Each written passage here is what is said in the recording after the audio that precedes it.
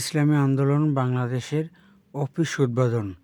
Charmonai union ৭ নং word, উত্তর চরমোনাই। প্রধান অতিথি হিসেবে উপস্থিত আছেন সৈয়দ নাসির আহমেদ, কাউসার চাচাজান সহ ইসলামী আন্দোলন বাংলাদেশ চরমোনাই ইউনিয়ন শাখার সহযোগী সংগঠনের নেতৃবৃন্দ এবং সমাজসেবক মোহাম্মদ জাহাঙ্গীর হোসেন বাচ্চু খান।